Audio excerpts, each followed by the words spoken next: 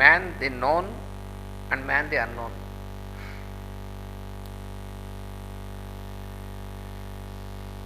Psychology deals with the mind's face, that is turned towards the body and the objective world through senses.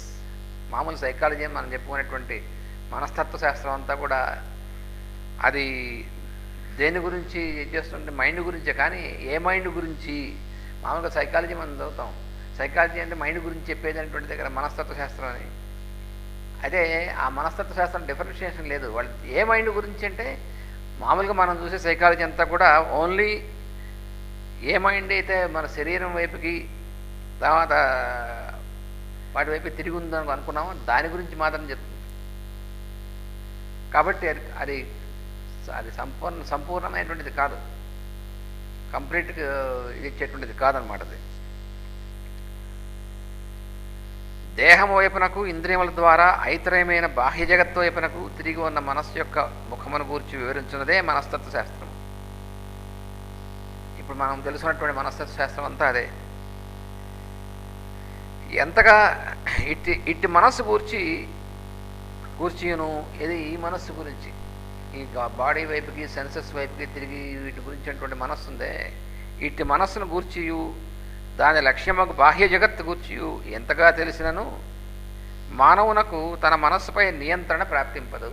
అసలు రహస్యం అది. మన మనస్సు మీద మన కంట్రోల్ అనేటువంటిది సాధింపబడాలంటే ఈ బయట వైపు పనిచేసేటువంటి మనస్సు గురించి ఎంతమంది తెలుసుకున్నా దీని కంట్రోల్ రాదు. అదే ఇప్పుడు ఉన్నటువంటి సైకాలజీలో డిఫెక్ట్.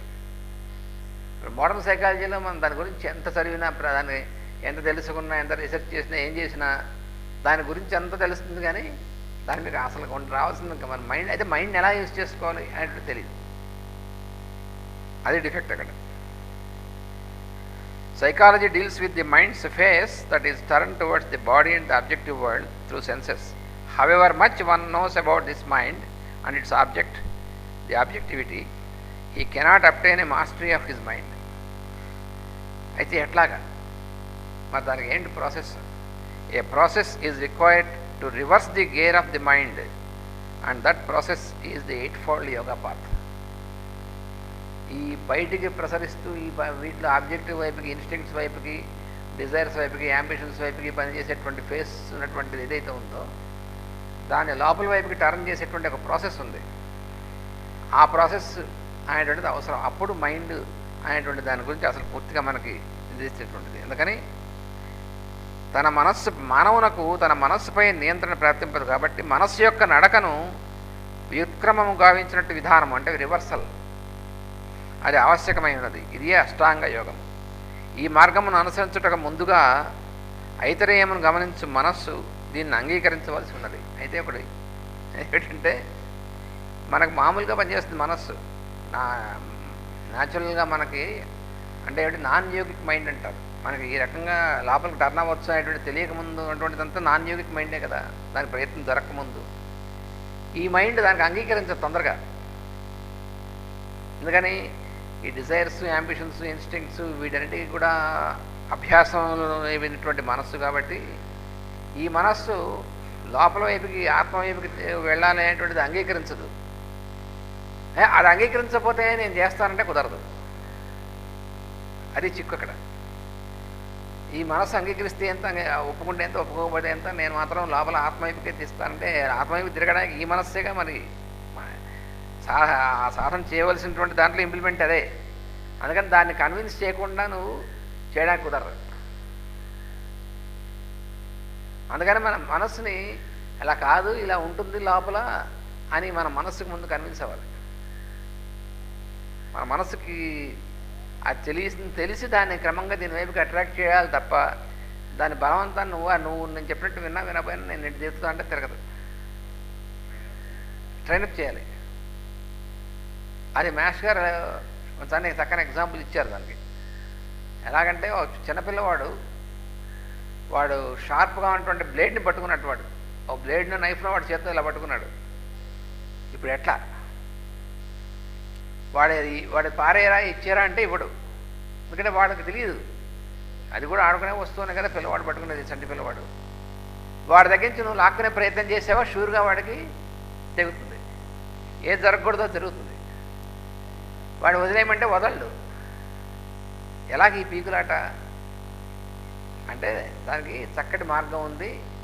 వాడికి అంతకంటే అట్రాక్ట్ అయినటువంటిది ఒక చాక్లెట్, ఒక స్వీట్, వేరే ఒకటి చూపించాం అనుకో, అప్పుడు వాడు అది బారేసి నీ దగ్గరికి వస్తాడు. అలా డీల్ చేయాలి. కానీ మనసును చావబట్టి చెవులు మూస్తాను అనుకున్నావా, నీకు నీ వల్ల కాదు ఇది జమలు అని చెప్పారు. నా మనసు నన్ను మోసం చేస్తుంది కాబట్టి మనసును చావబడతాను, నేను ఇంద్రియాలని బంధిస్తాను, మనసును బంధిస్తాను ఏమన్నా అనుకుంటే వాడు ఫూల్ అన్నాడు. నన్ను బంధించేటువంటి వాటిని నేను ఎప్పుడు స్మరించానంటే వాడు దాన్నే స్మరిస్తున్నాడు. దీనికే చక్కటి కోతి కథ కూడా చెప్పారు మాస్టర్. కోతి కథ. ఒక స్వామీజీ వచ్చాట ఊరు. వచ్చి ఆయన ఊళ్ళో వాళ్ళందరినీ పిలిచాట. కొత్తగా ఎవరు వస్తే వాళ్ళ దగ్గరికి తొందరగా వస్తారు కదా, అందరూ అట్రాక్షన్ ఎక్కువ కదా. ఎందుకంటే ఇంత ముందు మన గురువు గారు ఉన్నారు, ఆయన చెప్పారు చేద్దామని. ఏదో కొత్తగా వచ్చారు, కొత్తగా మోక్షం వచ్చేస్తుంది, అంతా కొత్తగా ఉంటుంది చాలా. ఈయన చెప్పాడంటే మేమందరికీ చాలా సులువైనటువంటిది, నేను ఒక మంత్రం చెప్తాను, మంత్రం ఒకసారి ఉచ్చరించారంటే మీకు కావాల్సిన సమస్తం నెరవేరుతాయి, నీకు నియమాలు అక్కర్లేదు, వీడికి ఏం అక్కర్లేదు, సాధన అక్కర్లేదు, మరి చాలా సులువు కదా, పైగా మీరేం డబ్బులు ఇవ్వక్కర్లేదు, అన్నీ ఫ్రీ సాధన. ఇవన్నీ డబ్బులు ఇచ్చినా ఇవ్వైనా నియమాలు అక్కర్లేదు, మీరేం పాటించక్కర్లేదు, ఆహార నియమాలు అక్కర్లేదు, ఈ నియమాలు అక్కర్లేదు అని చెప్తే మరి చాలా హాయి కదా. అనుకున్న పనులనే అయిపోతాయి, మనం అనుకున్నంత అయిపోవాలి. వచ్చారు అందరూ. సరే నేను చెప్పాడు, మీ అందరికీ కూడా ఈ మంత్రం అందరికీ చెప్తాను, అయితే దానికి ఒక్క నియమం ఉందన్నాడు. మీరు రేపు పొద్దున శుభ్రంగా తయారైపోయి వచ్చేయండి, స్నానం చేసినా చేయబోయినా పళ్ళు అవన్నీ నియమాలు ఏం లేవు, కోతి మాత్రం గుర్తు రాకూడదు, అదొక్కటే నేను నియమం అన్నాడు. అందుకని కోతి గుర్తు చేసుకోకుండా మీరు వస్తే మీకు మంత్రం ఇచ్చేస్తాను, మీరు ఇలా ఉచ్చరితంగానే అయిపోతుంది. ఓషి ఇంతేనా వెళ్ళిపోయారు అందరూ. మొన్నటి పొద్దున అందరూ వచ్చేసారు. నేను చెప్పింది పాటించారా? పాటించారు. ఏంటి పాటించారు? ఇవాళ మీరు లేవగానే కోతి గుర్తు చేసుకోలేదు. మరి అదేమిట్రా, మరి కోతినే గుర్తు చేసుకున్నావు? అదే అంటే పొరపాటు అయిపోయింది. అయితే రేపు పొద్దున రాను మళ్ళీ. రోజుకు ఒకసారి అవకాశం ఉంది మంత్రాన్ని తీసుకోవడానికి. రేపు పొద్దున అయితే వాళ్ళు చెప్పారు, ఇప్పుడు మీరు చెప్పారు కాబట్టి ఇక రేపు పొద్దున మేము చచ్చినా దాన్ని గుర్తు చేసుకోము అని మొన్నటి పొద్దున నేను చేసి మళ్ళీ వచ్చారన్నమాట. ఏమైంది ఇవాళ అంటే, అసలు దాన్ని మేము గుర్తే చేసుకో, దాన్ని అంటే దేన్ని? అది మనస్సు యొక్క పరిస్థితి అదనమాట. అందుకని నువ్వు దేన్ని ఉపయోగిస్తున్నావు అంటే ఆ మనసునే ఉపయోగిస్తున్నావు.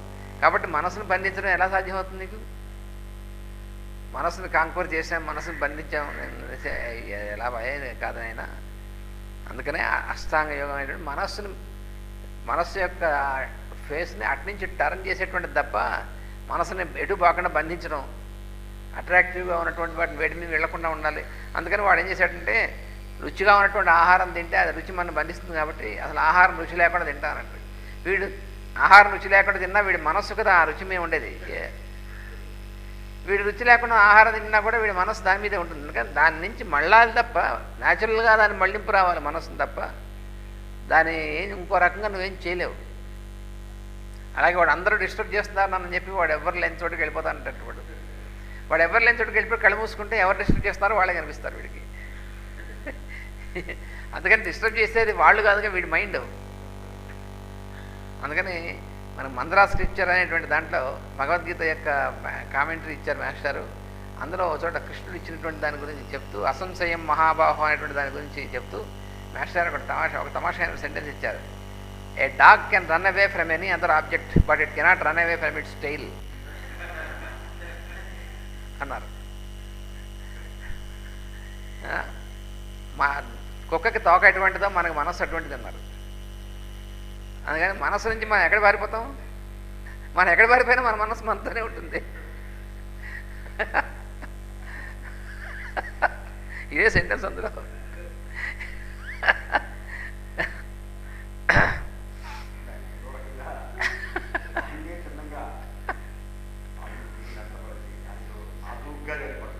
అంతే, దాన్ని అలా కుదరదు. దాని నుంచి పారిపోతామని కుదరదు. మన మనస్సు నుంచి మనం ఎక్కడ పారిపోతాం? ఇంక దేని గురించి దూరంగా పారిపోవచ్చు, కానీ మన మనస్సు నుంచి మనం దూరంగా పారిపోలేం కదా. అందుకని అసలు ఉన్న చిక్కత దాంట్లోనే ఉంది. అందుకని మనం ఎక్కడ పోయినా ఇదే ఉంటుంది, ఈ మనస్సే. అందుకని ఎలా డీల్ చేయాలి దాంతో అనేటువంటిది ఈ స్పిరిచువల్ సైకాలజీ అనేటువంటిది. ఈ మార్గమును అనుసరించుటకు ముందుగా ఐతరేయములను గమనించు మనస్సు దీనికి అంగీకరించవలెను. ఇది తనను తాను అంతర్యామియగు ఆత్మకు శరణాగతి చెందవలసి ఉన్నది. తన హితమును ఉద్దేశించి మనస్సు ఐతరేయం వైపు సాగించే ప్రయాణమును పరిత్యజింపక తప్పదు.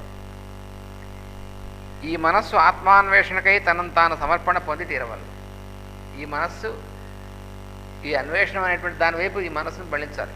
ఏమిటి నేనంటే ఎవరు, లోపల అసలు నేనంటే ఎక్కడి నుంచి వచ్చాను, ఏమిటి నేనంటే ఏమిటి అనేటువంటిది అన్వేషణ వైపుకి మనస్సుని ఒక్కసారి జస్ట్ లోపలికి అంటించాలన్నమాట తీసుకెళ్ళి. కొన్ని వాస్తవములు గుర్తించినచో ఈ మనస్సు ఇటు సమర్పణకు సమ్మతించును. ఇది ఎలా సమ్మతిస్తుంది మనస్సు పట్టాన? ఈ బయటకు వీటన్నిటితో అలవాటైనటువంటిది ఎలా సమ్మతిస్తుందంటే దీనికి ఈ మనసు కొన్ని రియాలిటీస్ అలవాటు చేయాలి, చేస్తే అప్పుడు సమ్మతిస్తుంది. ఈ విధమైన సముచితముగా గుర్తింపును కలిగించుటే ప్రస్తుతం రచన యొక్క లక్ష్యం అది చెప్పినటువంటిది. The present work is aimed at the cognizance required. The contents of this booklet, సరే ఇది మొట్టమొదటి ఎవరు చెప్పారు, ఇచ్చారు మళ్ళీ అని. అప్పుడు స్పిరిచువల్ సైకాలజీ స్టార్టింగ్లో a thorough knowledge of the intricacies of the human psychology is inevitable for a student of practical occultism. అంటే మనం ఏమిటి చేయవలసింది అని అంటే అది ఈ ప్రాక్టికల్ అకల్టిజం మనం ఉన్నటువంటిది. ప్రాక్టికల్ అకల్టిజం అంటే ఆధ్యాత్మిక సాధన అనేటువంటిది చాలామంది ఏమనుకుంటారంటే ఈ ఫిజికల్ లైఫ్ ఇదంతా వేరు, ఆధ్యాత్మిక సాధన ఈ రెండు, దీనికి ఇది వేరు దానికి అది వేరు అనుకుంటారు. అందుకనే చాలామంది దీనికి కొరిలేషన్ ఉండదు. ఏంటి మనం ఆహార విషయం ఉంది, ఆహార విహారాలు ఉన్నాయి, ఇవి ఎలా ఉంటే ఏమి ఆధ్యాత్మిక సాధనే అది ఎలా కుదురుతుంది? ఈ రెండు డిస్కనెక్ట్ చేసుకుంటే ఆధ్యాత్మిక సాధన కుదరదు. ఆధ్యాత్మికం అంటే వాడి ఉద్దేశం ఏమిటి? శరీరానికి సంబంధించింది ఇవన్నీ ఏం కాదు, ఈ శరీరం ఇవన్నీ కూడా వేరు, ఆత్మ వేరు. కాబట్టి ఆత్మకు సంబంధించినటువంటి దాన్ని చేస్తూ ఉంటాను, ఇవి ఎలా ఉన్నా పర్లేదు అంటే ఆత్మ అంటే శరీరం, ఆత్మలో మనం దేని శరీరం అనుకుంటున్నామో దేని మ్యాటర్ అనుకుంటున్నామో ఇది కూడా ఆత్మ యొక్క ఒక స్టేట్ తప్ప ఇది వేరు కాదు అసలు.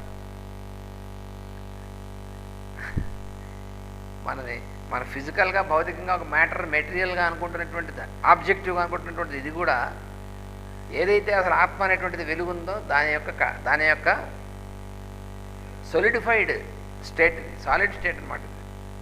అంటే నీటి ఆవిరి, నీరు, మంచుగడ్డ లాంటిది.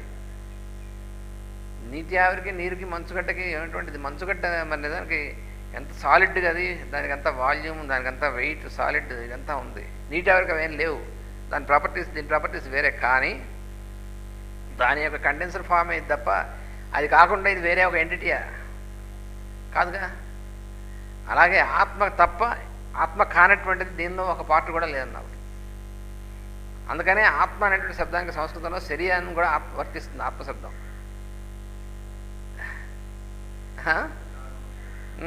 తాను అనేటువంటి శరీరంతో సహా వర్తిస్తుంది ఆత్మ అనేటువంటి శబ్దం. అందుకని స్పిరిట్ అనేటువంటిది మనలో ఆత్మ అనేటువంటిది దీనికంటే సపరేట్ చేయడానికి వీళ్ళు, సపరేట్ చేస్తే సరి ఉండదు. అది ఇది వేరైతే ఇది ఎలా ఉంటుంది? అసలు వేరు కాదు.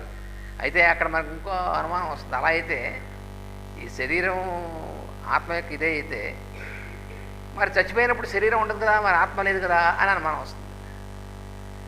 వాడు చనిపోయినటువంటి వాడి డెడ్ బాడీ ఉంటుంది, మరి డెడ్ బాడీలో ఆత్మ ఉందా? లేదు. మరి ఇప్పుడు ఎలా చెప్తావు? ఈ రెండు ఒకటే అయితే వాడికి ఆత్మ ఉన్నట్ట లేనట్ట అని అంటే ఆత్మ యొక్క కండెన్సర్ ఇదే శరీరం. కానీ ఆత్మ యొక్క ఉద్బుద్ధమైనటువంటి స్టేట్ విత్డ్రా అయింది అందులో. ఆత్మ యొక్క యాక్టివ్ ఇదేంటువంటిది అందులో విత్డ్రా అయింది అని అర్థం. కానీ ఇది ఆత్మ కాకపోయినటువంటిది కాదు. ఎందుకంటే వెంటనే మనకి దీన్ని కన్ఫ్యూజ్ చేసేటువంటిది స్టేట్మెంట్ మధ్యలో వస్తుంది. ఇది కూడా ఆత్మ అయితే డెడ్ బాడీ సంగతి ఏమిటని వెంటనే రాదు. మరి దానికి సమాధానం అబ్బే నాన్ సెన్స్, దాని గురించి అది ఏది అంటే నాన్ సెన్స్ ఏమిటి? అది సెన్సే, అది తెలుసుకోవాల్సిందే. మరి డెడ్ బాడీ సంగతి ఏమిటి? ఆత్మ అవునా కాదా? అది ఆత్మ కాదన్నావా చచ్చేవి. డెడ్ బాడీ ఆత్మ కాదే, మరి అయితే లివింగ్, ఇప్పుడు ఆత్మ కాంతి లివింగ్, అప్పుడు ఆత్మ ఎట్లా అవుతుంది అనగా ఈ సెపరేట్ అంటే కాదు. మరి ఎట్లాగా? అది కాదు. అదేమిటంటే అక్కడ సర్క్యూట్ ఆఫ్ అయిపోయింది. లైఫ్ అనేటువంటి సర్క్యూట్ ఆఫ్ అయిన దాన్ని డెడ్ బాడీ అంటున్నాం. అంతేగాని అంత మాత్రం చేతి ఆత్మ కాకపోలేదు. అంటే ఎలాగా అని అంటే మనం కొన్నిటిని మనం అచేతనములు, కొన్నిటిని చేతనములను చూస్తున్నాం కదా.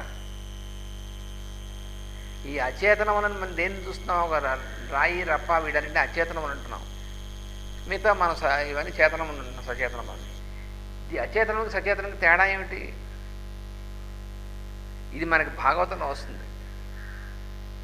ఈ సృష్టి అనేటువంటి దాంట్లో దేవతల్లో పితృదేవతలు అనేటువంటి వాళ్ళు 2 రకాల వాళ్ళు ఉన్నారని వస్తుంది. మళ్ళీ మనం చెప్పుకుంటాం.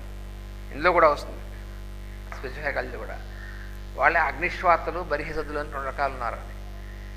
అగ్నిశ్వాతులు అంటే నిప్పు ఆర్పేసి కూర్చున్నట్టు వాళ్ళు. బరిహిషతులనేమో ఆ నిప్పును కంటిన్యూ చేసుకుంటూ ఉన్నటువంటి వాళ్ళు. ఈ 2 రకాల పితృదేవతలు ఉన్నారు అని. అంటే ఏమిటి?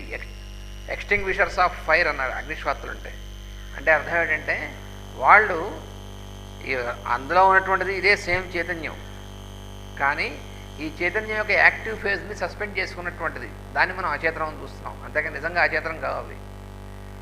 రాళ్ళు అచేతనాలను చూస్తాం. రాళ్ళు అచేతనం ఏంటి? దాంట్లో ఉన్నటువంటిది సేమ్ యాటమ్స్, ఎలక్ట్రాన్స్, ఈ స్ట్రక్చర్ అంతా వాటిలో లేదు. మరి మన లివింగ్ దేనైతే చేతనం ఉంటున్నాం దీంట్లో ఉన్నటువంటిది, దేనైతే అచేతనం ఉంటున్నాం దాంట్లో ఉన్నటువంటిది అల్టిమేట్ స్ట్రక్చర్ ఒకటే.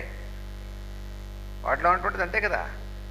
మరి వాటిలో కూడా ఉన్నటువంటిది అదే అయినప్పుడు ఈ రెండింటికి అచేతనం చేతనం ఎలా చెప్తున్నావు అంటే దాంట్లో ఈ రకమైనటువంటి సర్క్యూట్ టెంపరీగా సస్పెండ్ అయ్యి ఉంది. అందుకని వాటిని అచేతనం అని అంటున్నాం. అలా ఎందుకు అయింది అని మనకు ఇంకో ప్రశ్న వేస్తాడు. అలా కనుక లేకపోతే ఈ చేతనం అనేటువంటి వాడికి లైఫ్ ఉండదు.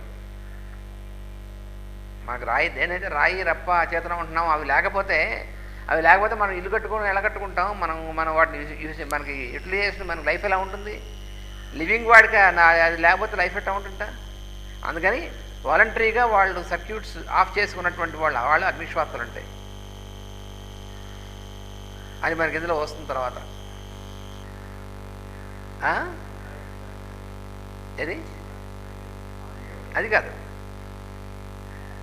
అగ్నిశ్వాతులు వీళ్ళు పితృదేవతలే. పితృదేవతల్లోనే వీళ్ళు 2 రకాలు అన్నమాట, అగ్నిశ్వాతులు, పరిషత్తులు. వాళ్ళ పరిషత్తులు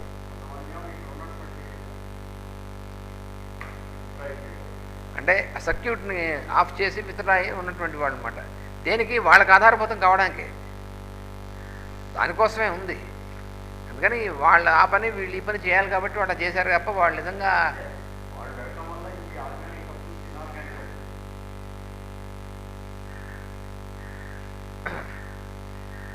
అందువలన ఆధ్యాత్మిక సాధకుడు అయినటువంటి వాడికి మనస్తత్వంలోని చిక్కుముడులు, లోతుపాతులు పరిపూర్ణంగా తెలియడం తప్పనిసరి అన్నారు. ఈ చిక్కుముళ్ళు ఏమిటి తెలియాలన్నారు. ప్రకృతి యందు నిగూఢముగా దాగిన అతి సుకుమార శక్తులు కొన్ని నిరంతరము ఒక చక్కని ప్రణాళికను అనుసరించి తమ వంతు కర్తవ్యం నిర్వహించుండగా అతి కోమలమైన ఆ శక్తుల సమాహారముగా మానవుని అస్తిత్వం ఏర్పడింది. మనకు ఎగ్జిస్టెన్స్, అసలు మన ఎగ్జిస్టెన్స్ ఎలా ఏర్పడింది? మనం ఎలా పుట్టి పెరిగాము? మన ఎగ్జిస్టెన్స్ ఏమిటి? మన ఫ్యాకల్టీస్ అన్నీ మనం ఎలా పనిచేస్తున్నాయి? మనలో ఇవి ఎలా పనిచేస్తున్నాయంటే కొన్ని చాలా సటిల్ సుకుమారమైనటువంటి శక్తులు పనిచేస్తున్నాయి. అవి పనిచేయడం వల్లనే మనం ఇవన్నీ సాధ్యమయ్యాయి. అయితే ఎలా సాధ్యమవుతాయి ఇవన్నీ కూడా? అందుకని అవి ఎలా ఉంటాయి? మన కంటికి కనపడవు కానీ చాలా సటిల్గా ఉంటాయి. అవి పనిచేస్తున్నాయి. అవి ఎలాగా? అవి శక్తి రూపంలో కనుక మానవుడి దృష్టికి కనిపించవు. మ్యాటర్ కాదుగా, అది ఫోర్స్ మనకు కనిపిస్తుందా? శక్తి రూపంలో. ఇది ఎలాగంటే ఒక మొగ్గ యందు రేఖలు మడతలు సుకుమారములై సున్నితముగా దాగి ఉండను. మనం ఫస్ట్ పద్మంగా వికసించిన దాని ముందు మనం చూస్తే మొగ్గగా ఉంటుంది. ఈ మొగ్గలో ఎక్కడుంది ఇవన్నీ? ఈ మొగ్గలో ఇవన్నీ పొటెన్షియల్గా ఉన్నాయి. ఈ విచ్చుకున్నటువంటి పువ్వు యొక్క ఫ్రాగ్రెన్స్ కానీ కలర్ కానీ ఇవన్నీ కూడా మొగ్గలో ఎలా ఉన్నాయి? పొటెన్షియల్గా ఉన్నాయి. ఆ పొటెన్షియల్గా లేకపోతే విచ్చుకోవడం జరగదు. ఈ పొటెన్షియల్గా ఉన్నటువంటిదే క్రమంగా వికాసం చెంది విచ్చుకుని మనకి ఆబ్జెక్టివ్గా కనిపిస్తుంది. కాబట్టి ఆబ్జెక్టివ్గా వచ్చేటువంటిది ప్రతిదీ కూడా సబ్జెక్టివ్గా పొటెన్షియల్గా ఉంది అందులో. అది లేకపోతే ఇంపాసిబుల్.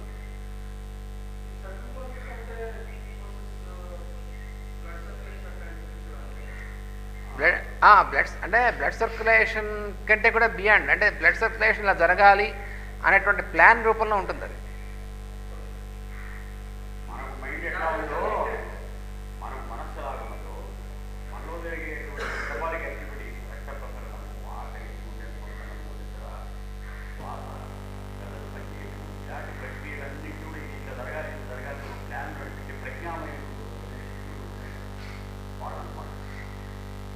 దీని బ్యాక్గ్రౌండ్ ఒక ప్రజ్ఞ, శక్తి, తర్వాత కిందకు వచ్చేప్పటికి మ్యాటర్, అంటే కాన్షియస్నెస్, ఫోర్స్ అండ్ మ్యాటర్, 3 రకాలైనటువంటి స్థితులు అన్నమాట ఇవి. ముందు కాన్షియస్ లెవెల్లో ఇవన్నీ ఉంటాయి పొటెన్షియల్గా. అవి ఒక ఫోర్స్గా వాటికి ఒక ఇది ఏర్పడుతుంది. ఫోర్స్ లెవెల్కి వచ్చేప్పటికి వాటికి ఒక ప్లాన్ ఏర్పడుతుంది. దాని ప్రకారం అవి షేప్ తీసుకుంటాయి. అందువల్ల ఈ షేప్ తీసుకున్న తర్వాత మనకు కనిపించేటువంటివన్నీ ముందు ఎక్కడ ఉంటాయి? పొటెన్షియల్గా ఉంటాయి.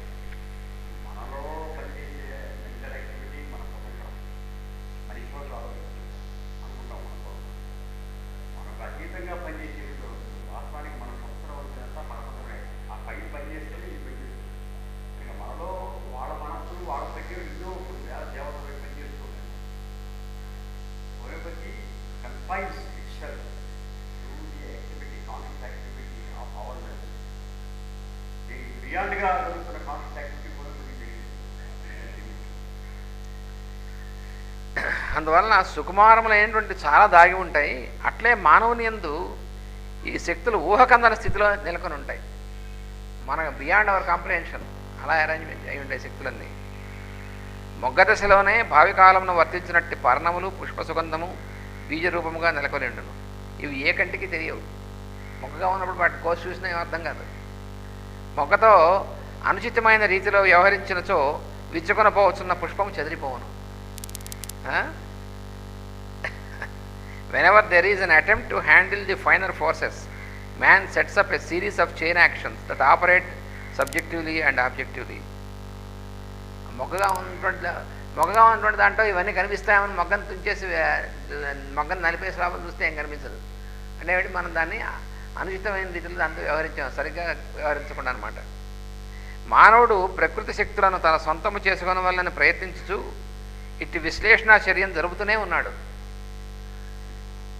మానవుడు చేసేటువంటి పరిశోధన అంతా కూడా ఏం చేస్తాడంటే ఈ ప్రకృతిలో ఉన్నటువంటి శక్తులను ఎలా అయినా సరే వాటి మనం గ్రిప్లో పెట్టుకోవాలి, మనం కంట్రోల్ తెచ్చుకోవాలనేటువంటి ఇది చేస్తూనే ఉన్నాడు. పెన్ కావాలా వాడు చేస్తూనే ఉన్నాడు వాడు అప్పటి నుంచి.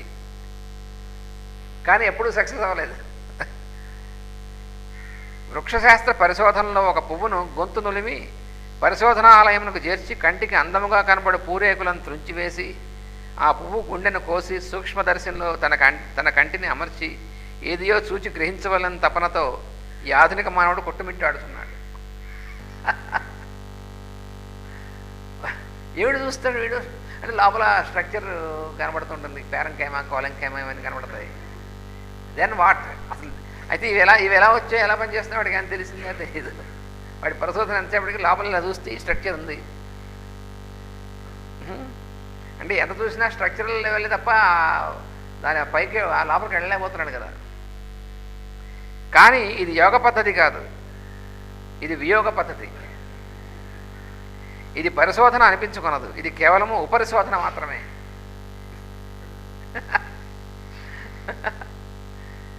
అఖండ సత్యస్వరూపం దర్శించలేడు. ఇటు ప్రయత్నం వల్ల మానవుడు ఖండ సత్యం మాత్రమే గ్రహించగలడు, కానీ అఖండ సత్యస్వరూపం దర్శించలేడు. మానవుడు తన అస్తిత్వమునకు కారణమైన ఉన్నత శక్తులతో వ్యవహరించుటకు ప్రయత్నం చేసినప్పుడల్లా గొలుసు కట్టువలే కర్మఫలమును ప్రాప్తించక తప్పదు. వాడు హయ్యర్ ఫోర్సెస్తో డీల్ చేసేప్పుడు ప్రయత్నిస్తాడు వాటి కంట్రోల్ని పెట్టుకోవాలని. అప్పుడల్లా వీడు వాటితో చైన్ యాక్షన్స్ తెచ్చుకుంటూ ఉంటాడు వీడే. మానవునకు ఒక దేహ వ్యవస్థ ఉన్నది, మనకు ఒక కాన్స్టిట్యూషన్, అది ఒక మహాయంత్రం వలె వర్తించుడు. మన కాన్స్టిట్యూషన్ అనేటువంటిది ఒక వండర్ఫుల్ మెషిన్ కదా. ఇది ఈ ప్రకృతి మన దేహాంగములను ఒక క్రమ పద్ధతిలో కూర్పు చేస్తున్నది. అది మన మన కంట్రోల్ అయితే అది క్రమ పద్ధతి ఉండేది కాదు. అది ప్రకృతి కూర్పు చేస్తుంది కాబట్టి క్రమమైన పద్ధతిలో పనిచేస్తున్నాయి. కానీ లోపల ఇది దాన్ని మనం చెదరగొట్టి మనం కంట్రోల్ పెట్టుకున్నప్పటికీ అక్కడ వాడు దెబ్బతింటాడు. దీనివల్ల మానవునకు ఒక ఆకారం లభించి దర్శనీయమగుతున్నది. ఇది ప్రకృతి చేసినటువంటి అరేంజ్మెంట్ వల్ల నిజానికి అసలు ఆకారం అంటే లేదు. మనం చూసేటువంటి మన శరీరం ఆకారం ఇదంతా కూడా నిజానికి ఆకారం అంటూ ఏం లేదు యాక్చువల్గా. కానీ ఆకారం ఉన్నట్లుగా దర్శనీయం అవుతుంది. ఎందువలన? ప్రకృతి యొక్క అరేంజ్మెంట్ వల్ల. ఇది వెలుపలి పార్శ్వమునకు సంబంధించినది. కానీ అదే ఈ ఆకారం అనేటువంటి దర్శనం అవుతుంది. దేనికి సంబంధించిందంటే మైండ్ యొక్క ఎక్స్టర్నల్ ఫేస్ అనమాట, ఆకారం కనిపించేటువంటిది. కానీ ఈ దేహ వ్యవస్థకు రెండవ ముఖం ఉన్నది. ఇది లోపల ఉండును. దీని యందు దేహావయవముల యొక్క చలన వ్యవస్థ ఇమిడి ఉన్నది. ఇది ఇవన్నీ కూడా వీటన్నిటిని కూడా మూవ్ అవడానికి, వీటి పనిచేయడానికి ఉన్నటువంటి అంతా కూడా ఎక్కడుంది? అది వీటిలో లేదు. మనకు కనిపిస్తున్నటువంటి ఆకారంలో ఎక్కడా కూడా ఈ ఆకారం అనేటువంటిది బయటికి కనిపిస్తుంది తప్ప ఈ ఆకారం పనిచేసేటువంటి కంట్రోల్స్ అన్నీ ఎక్కడున్నాయి? అవి ఎక్కడ ఫిజికల్గా లేవు. ఆ కంట్రోల్స్ అవి ఫిజికల్గా ఉన్నాయని కూడా పొరపాటు పడుతుంది modern medical science. Modern medical science యొక్క లిమిటేషన్ ఎక్కడంటే వీటి కంట్రోల్స్ అన్నీ కూడా ఇక్కడ ఫిజికల్గా ఉన్నాయనేటువంటిది. ఫిజికల్గా ఎలా ఉంటాయి?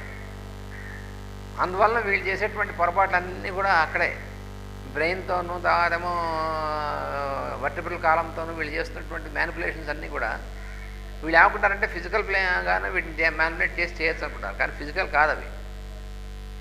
ఆ ఫిజికల్ కాని వాటితో వీళ్ళు ఫిజికల్గా చేయమన్న పొరపాటు చేస్తున్నారు అన్నమాట వీళ్ళు. క్లోనింగా?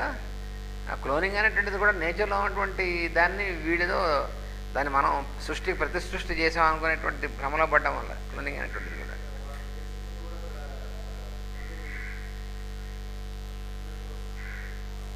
వాడు ఇన్నర్ ఫోర్సెస్తో డీల్ చేస్తూ అక్కడ కూడా ఇన్నర్ ఫోర్సెస్తో అసలు ఉన్నటువంటి అరేంజ్మెంట్ ఏదైతే ఉందో దాన్ని వీడు తన హ్యాండిల్ చేయడం కోసం ప్రయత్నం చేస్తున్నాడు. దానివల్ల వచ్చే కాన్సిక్వెన్స్ ఏమిటో వీడికి తెలియదు.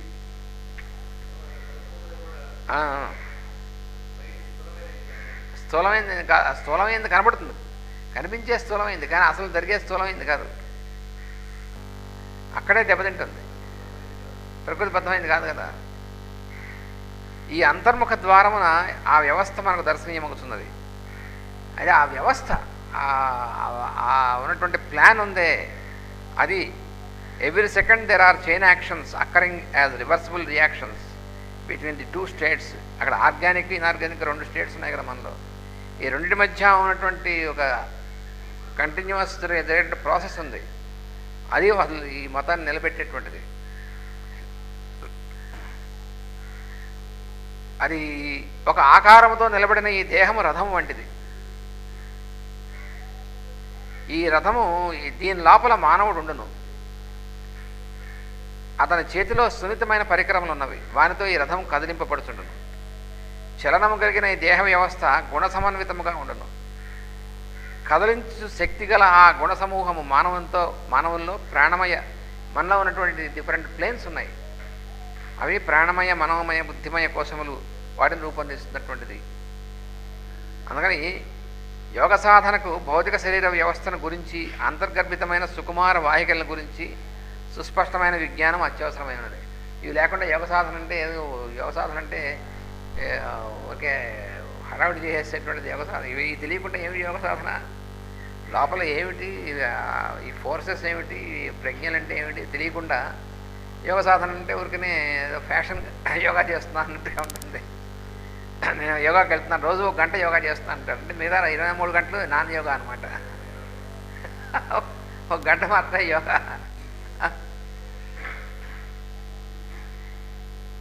దీనికి అంకురారోపణగా భౌతిక వ్యవస్థను గురించి మనం ఒక అవగాహన ఏర్పరచుకుందాం.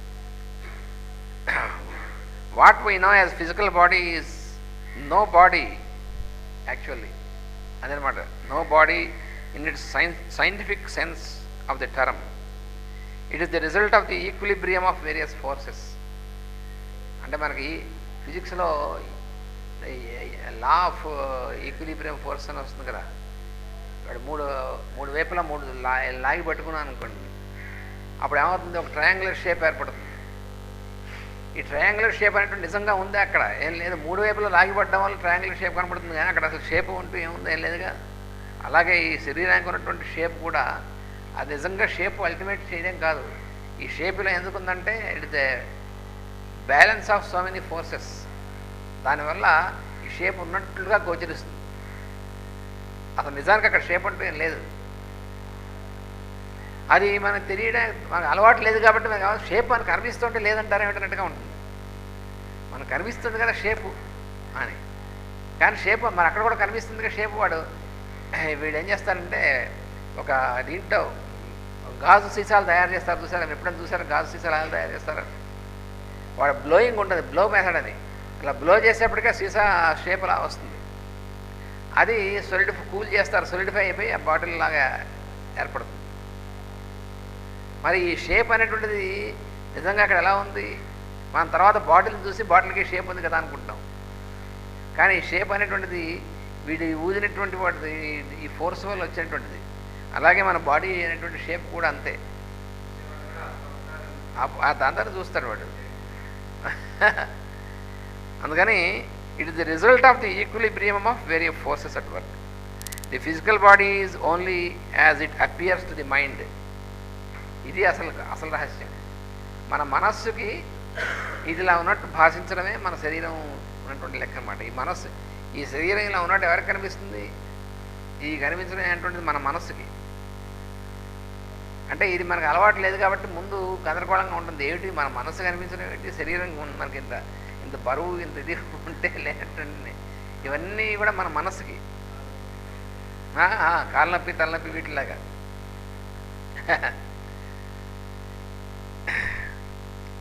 A set of chemical chain actions causes the body to exist. Every second there are chain actions occurring as reversible reactions between two states. ఒకటి ఆర్గానిక్ స్టేట్, ఇంకోటి ఇన్ఆర్గానిక్ స్టేట్. ఈ రెండింటి మధ్యలో అటు నుంచి ఇటు, ఇటు నుంచి అటు రియాక్షన్ జరుగుతూ ఉంటాయి. ఆ రియాక్షన్స్ అనేటువంటి వాటిని అవే మనకి రివర్సిబుల్ రియాక్షన్స్ పనిచేస్తుంటాయి. కాబట్టి అవి జరుగుతూ ఉంటాయి. అవి జరగడం ఆగిపోతే డెత్ అనమాట. అవి జరుగుతున్నంతసేపు మనకి లైఫ్ ఉందని లెక్క. The process of fertilisation and the growth of the embryo into full fledged human body includes the actions of the inorganic and organic kingdoms. మన బాడీ కట్టుకోవడానికి కూడా ఒక కారణం అదే. అయితే అది కండక్ట్ చేసేది ఎవరో అక్కడికి తీసుకెళ్తుంది మనల్ని. అది దానంతటది అవ్వదు. అది కండక్ట్ చేసేటువంటి ఒక ప్రజ్ఞ ఉంది. ఆ ప్రజ్ఞ పనిచేస్తేనే అవుతాయి, అంటే అవవు. మనకు ఒక భౌతిక శరీరం ఉన్నదని తెలియచున్నది, ఇది మనకు తెలుసు అందరికీ. కొన్ని శాస్త్ర పద్ధతిలో ఆ పదం యొక్క అర్థము వివేచన చేసినప్పుడు అది నిజమునకు దేహం కాదు. దేహం అంటే ఏమిటైతే దేహానికి ఏమిటి? ప్రకృతి యందు అనేక శక్తుల సమాహారము. విభిన్నమైన ప్రకృతి శక్తులు పనిచేయనప్పుడు ఒక సమస్థితి ఏర్పడను. అది ఏంటంటే ఒక state of equilibrium of the working of many forces is called our body. మనం దేన్నైతే బాడీ అంటున్నామో అది స్టేట్ ఆఫ్ ఈక్విలిబ్రియం. ఈక్విలిబ్రియం చెదిరితే డెత్, ఈక్విలిబ్రియం అంతసేపు లైఫ్. అదే దానికి దీని డిఫరెన్స్. ఆ ఈక్విలిబ్రియం మెయింటైన్ అవుతున్నంతసేపు దాన్ని లివింగ్ ఫేజ్ అంటారు. ఆ ఈక్విలిబ్రియం కనుక చెదిరితే డెత్ అనేటువంటి ఫేజ్. ఇది దానికి దీనికి ఉన్నటువంటి డిఫరెన్స్. అయితే ఆ ఈక్విలిబ్రియం ఎలా మెయింటైన్ అవుతుంది అనేటువంటిది అది ఇక్కడ మనం చెప్తున్నారు. ఆ ఈక్విలిబ్రియం దేని మధ్య మెయింటైన్ అవుతుంది అని. విభిన్నములైన ప్రకృతి శక్తులు పనిచేస్తున్నప్పుడు ఒక సమస్థితి ఏర్పడుతుంది. దాని ఫలితముగా ఈ దేహంలో ఒక ఆకారం ఏర్పడి మనకు దర్శనీయమవుతున్నది. దీన్ని మనం దేహం అని పిలుస్తున్నాం. దేహం అనే పదానికి కూడా అర్థం ఏంటో తెలిసిన తమాషా, మిస్టిక్ పదం అది. దహ్యతే అనేనా, దహింపబడినది అంటే డిస్ట్రక్టిబుల్ అర్థం దేహం అంటే.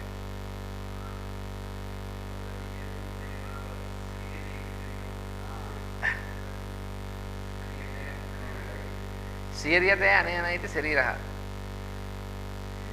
శీర్యత అంటే అది కూడా క్షీణిస్తుంది కాబట్టి. అలాగే దహ్యతే అనేనా ఇది దేహ కంబస్ట్ అయిపోతుంది కదా.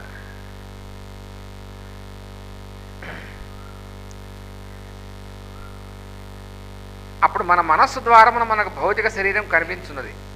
అది జ్ఞానేంద్రియముల క్రీడా వైభవం. వాని వల్ల మన మనస్సునకు ఒక ఆకారం తట్టుతున్నది, కానీ అంతకంటే ఏం లేదు. మన జ్ఞానేంద్రియాలు, మనకి జ్ఞానేంద్రియాల ద్వారా మన మనస్సు మన మన శరీరం మనకు కనిపిస్తుంది, మన శరీరం ఉన్నట్టు మనం ఫీల్ అవుతున్నాం. ఇవన్నీ కూడా మన ఇంద్రియాల ద్వారా, వీటి యొక్క ఫంక్షనింగ్ వల్ల మన మనస్సుకి మన శరీరం, మన ఆకారం అనేటువంటిది కనిపిస్తుంది.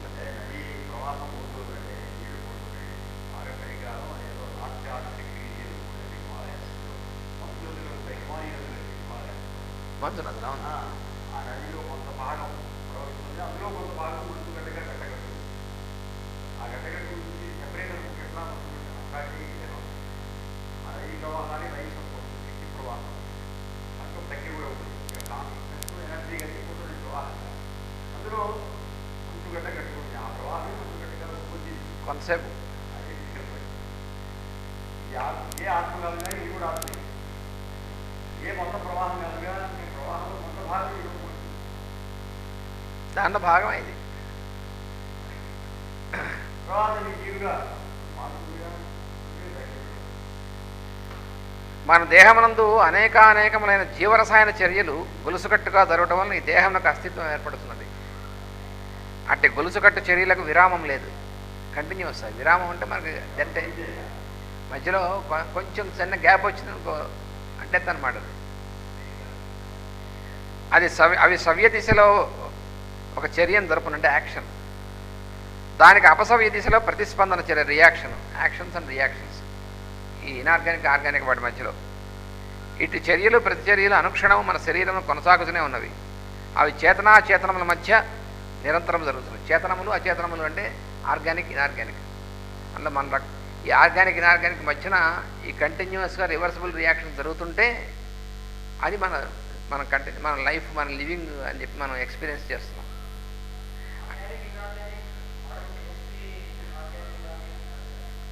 మోడర్న్ కెమిస్ట్రీలో కూడా వాడు ఆర్గానిక్ ఇనార్గానిక్ అని చెప్తారు, కానీ ఏమిటి ఆర్గానిక్ ఇనార్గానిక్ అసలు యాక్చువల్గా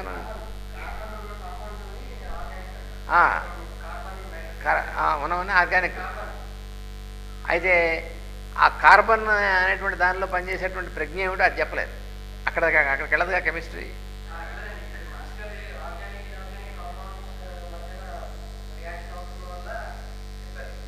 అది రివర్సిబుల్. అంటే అక్కడ కూడా అక్కడ ఉన్నటువంటి వాళ్ళ కార్బన్ నైట్రోజన్తో కూడినటువంటి ఏవైతే ఆర్గానిక్ అంటున్నారో అవి కూడా అటు ఇటు చేంజ్ అవుతూ ఉంటాయి. ఈ అటు ఇటు చేంజ్ అవ్వడం ఎందువల్ల అవుతున్నాయి? ఆ చేంజ్ అవ్వడం అనేటువంటి ప్రాసెస్ కంటిన్యూస్గా ఉంటుంది. ఆ చేంజ్ అనేటువంటిది మన లోపల మనం తీసుకునేటువంటి వాటిలో ఇనార్గానిక్ సబ్స్టెన్స్గా ఉంటుంది. ఈ ఇనార్గానిక్ సబ్స్టెన్స్ అనేటువంటి ఆర్గానిక్ సబ్స్టెన్స్గా ట్రాన్స్ఫార్మ్ అవుతుంది. ఉంటుంది మరి. అది ముందు ఇనార్గానిక్గా ఉన్నటువంటిది దీనిలోకి వచ్చిన తర్వాత ఆర్గానిక్ అవుతుంది. అంటే ఆ ఫుడ్లో కూడా అక్కడికి ఆర్గానికే, కానీ అక్కడ ఆర్గానిక్ కూడా కాకముందు కూడా as elements, carbon as element, nitrogen as element, oxygen as element, ఇవన్నీ కూడా ముందు ఎలిమెంట్స్ ఇనార్గానికే కదా ముందు. ఈ ఇనార్గానిక్ అనేటువంటివి ఆర్గానిక్ దీంట్లోకి వచ్చిన తర్వాత అవి ఇనార్గానిక్సే. అలాగే మనం వాటర్ తీసుకుంటున్నాం, మనం మినరల్స్ తీసుకుంటున్నాం, ఇవన్నీ తీసుకుంటున్నాం.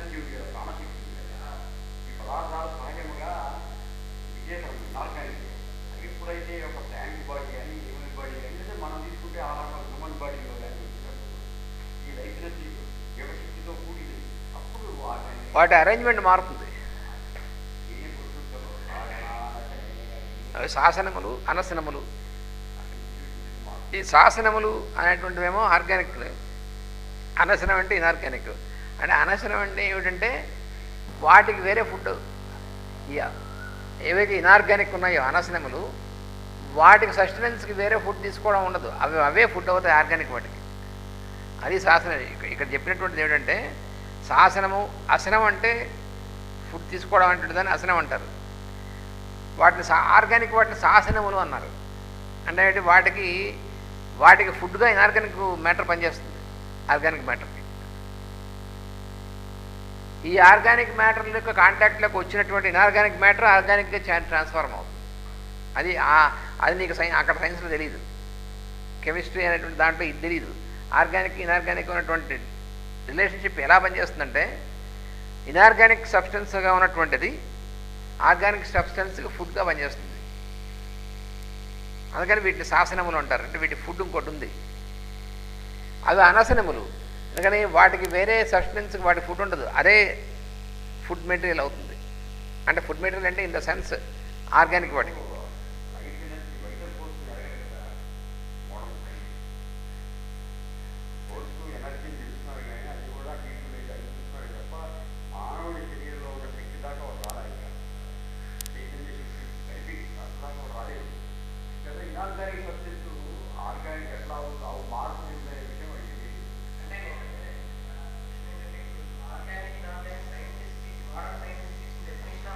వాటి డెఫినేషన్ లిమిటెడ్. మోడర్న్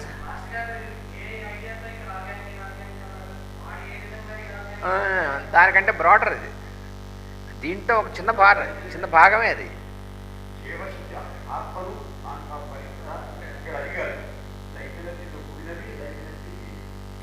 ఇప్పుడు ఇంకా అంటే లోపలికి వెళ్ళేప్పుడు తెలుస్తుంది. కార్బన్ ఆక్సిజన్కి ఉన్నటువంటి సంబంధం ఏంటంటే, అసలు సూర్యరశ్మి అనేటువంటిది ఉంది కదా, అది అసలు మొత్తం లైఫ్ మొత్తాన్ని. ఈ సూర్యరశ్మి యొక్క ఒక రకమైనటువంటి పాజిటివ్ సైడ్ అనేటువంటిదే ఆక్సిజన్, దాని యొక్క నెగిటివ్ సైడ్ అనేటువంటిదే కార్బన్. అర్థమైందా? అయితే ఈ నెగిటివ్ సైడ్ అనేటువంటి కార్బన్ ఏదైతే ఉందో అదే ఫుడ్గా ట్రాన్స్ఫార్మ్ అవుతుంది మళ్ళీ ఈ ఆక్సిజన్కి. అందువలన ఆర్గానిక్ మ్యాటర్లోకి కార్బన్ అవసరమైన కారణం అది. ఆర్గానిక్ సబ్స్టెన్స్ ఫార్మ్ అవ్వడానికి కార్బన్ ఉండాలి. ఎందుకంటే అదే ఆ కార్బన్ యాజ్ సచ్ కార్బన్ ఏంటంటే దీని యొక్క నెగిటివ్ పార్టీ, ఆక్సిజన్ యొక్క నెగిటివ్ కౌంటర్ పార్టీ కార్బన్.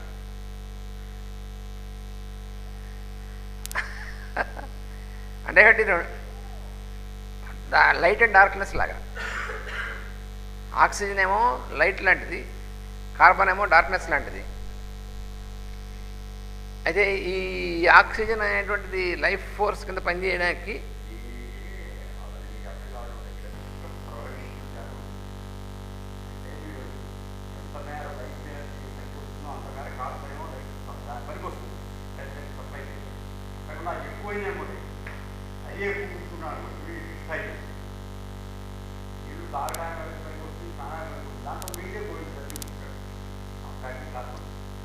అంటే కార్బన్ లేకపోతే ఈ మెటబాలిక్ యాక్టివిటీ ఉండదు. కానీ కార్బన్ యాక్చువల్గా ఏమిటంటే, కార్బన్ అనేటువంటి ఎంటిటీ ఏమిటంటే దీని యొక్క కౌంటర్ పార్ట్ అది. ఆ కౌంటర్ పార్ట్ లేకపోతే ఇది ఒకటే ఉందనుకో, అప్పుడు అసలు ఫార్మేషన్ ఆఫ్ మ్యాటర్ ఉండదు. అందుకని ఫార్మేషన్ ఆఫ్ మ్యాటర్కి అది అవసరం.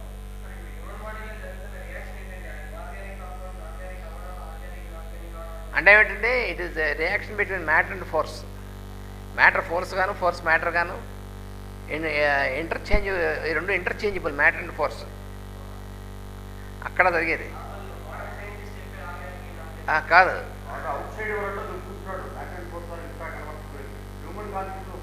వాడికి అర్థం కాలే, ఇక్కడ జరుగుతుంది అర్థం కాలే. ఈ ఇంటర్ కన్వర్సిబుల్ ఇవి. ఇంకా మనం లోపలికి వెళ్తే వస్తుంది ఏంటంటే, మనం వాటర్ అంటున్నాం. యాక్చువల్గా what is water, what is food.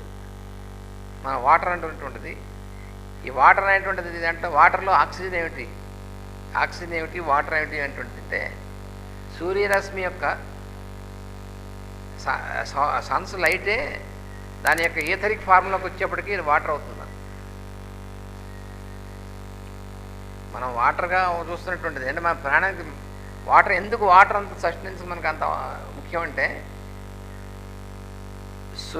Sons ray transform అయ్యి ఆక్సిజన్కి ట్రాన్స్ఫార్మ్ అవుతుంది ఫస్ట్ గ్యాసెస్ లెవెల్లో. అదే మళ్ళీ లిక్విడ్ లెవెల్లో వాటర్ కింద ట్రాన్స్ఫార్మ్ అవుతుంది. ఆ తర్వాత సాలిడ్ లెవెల్కి వచ్చేసి ఫుడ్ కింద ట్రాన్స్ఫార్మ్ అవుతుంది. ఆపస్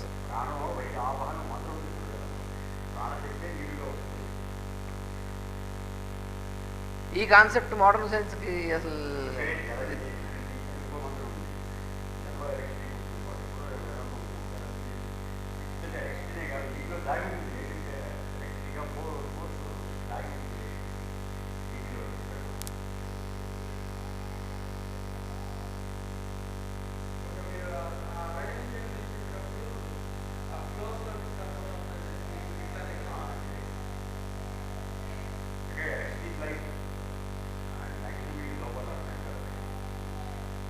మ్యాగ్నెటిజము, ఎలక్ట్రిసిటీ అనేటువంటివే ఒక ఒక రకమైనటువంటి అది అది ఫోర్సే, కానీ ఆ ఫోర్సు ఆర్గానిక్ అయినటువంటిది, అంటే ఈ లివింగ్ ఫోర్స్ కింద కన్సిడర్ చేయరు.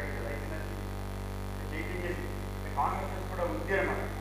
శివుడికి నేను ఉన్నాను ప్రజ్ఞ ఉందిగా, అట్లాగే ఎనర్జీ కూడా తాను ఉన్నాను ప్రజ్ఞ ఉంది. కాన్షియస్ ఎనర్జీ వాళ్ళకి తెలియదు.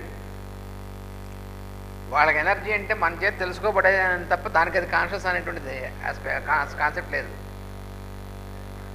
దానికి అది కాన్షియస్ కాకపోతే అసలు ఎనర్జీ అసలు ఎగ్జిస్టెన్స్ ఉండదు.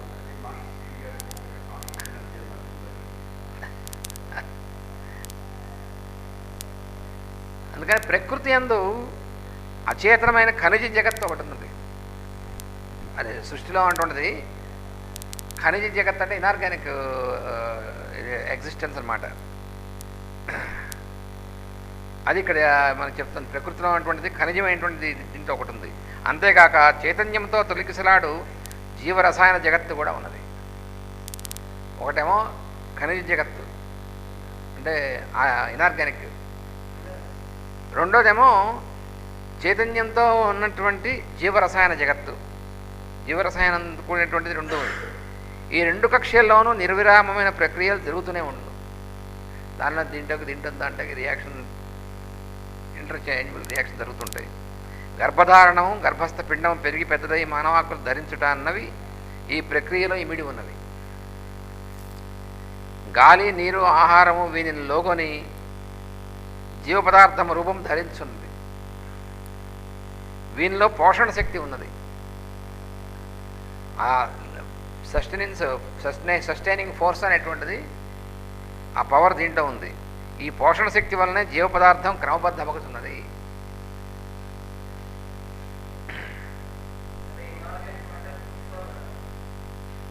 Organic matter to maintain equilibrium of the physical tissues of man.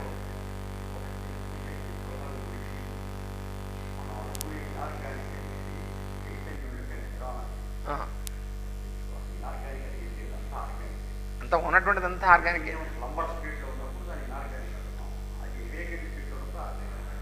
అంతే డిఫరెన్స్ అదే. మనం రోజు నిద్రపోయినప్పుడు ఎలా ఉన్నాం, మేల్కొన్నప్పుడు ఎలా ఉన్నాం.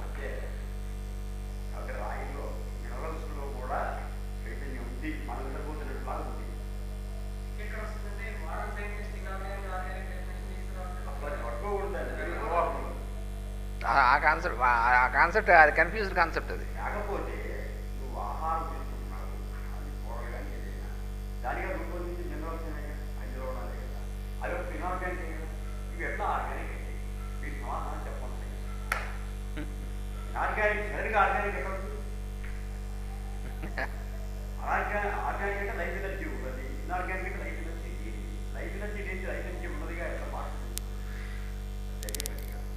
అంటే ప్రాణం పోయగలరా ఎవరైనా? శవానికి ఎట్లా ఆహారం ఎట్లా జీవం అంటే దాని కూడా ఆర్గానిక్ స్లంబర్ స్టేట్లో ఉన్నటువంటి చైతన్యాన్ని వేరుపరుస్తున్నాడు.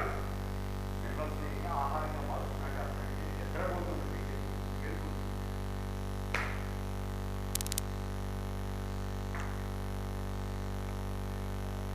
అది మళ్ళీ ఇంటర్చేంజబుల్ అంటే ఏమంటే మళ్ళీ ఈ స్టేట్లో మళ్ళీ నిద్రా స్టేట్లోకి వెళ్తుంది. అది మనం మెలుగుకోవాలి, మళ్ళీ నిద్రపోవట్లే. మనం నిద్రపోతుంది, మెలుగుంటాం, మెలుగున్న వాళ్ళు నిద్రపోతున్నాం. అలాగే ఆ స్టేట్ నుంచి ఈ స్టేట్లోకి, ఈ స్టేట్ నుంచి ఆ స్టేట్లోకి అనేటువంటిది ఇంటర్చేంజబుల్ కంటిన్యూస్ ప్రాసెస్.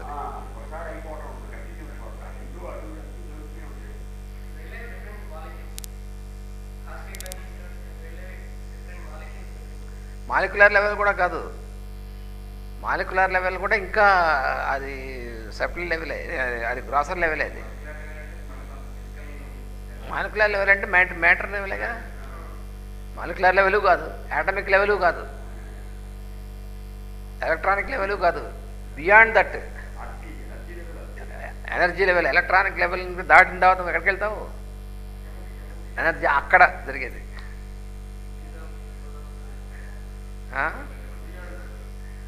ఇంకా అక్కడికి, ఇంకా రావతల ఇంకా అక్కడ ఆ లెవెల్లో దాన్నే ప్రీ అటామిక్ స్టేట్ అంటారు, అక్కడ జరుగుతుంది.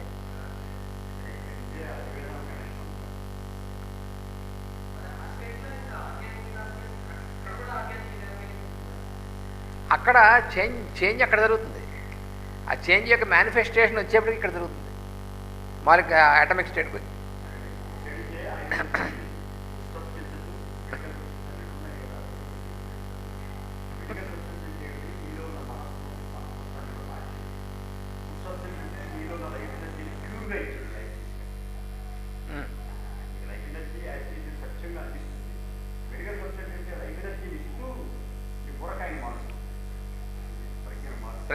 ప్రజ్ఞలో ఉన్నటువంటి ఫేజ్ని చేంజ్ చేయగలుగుతుంది.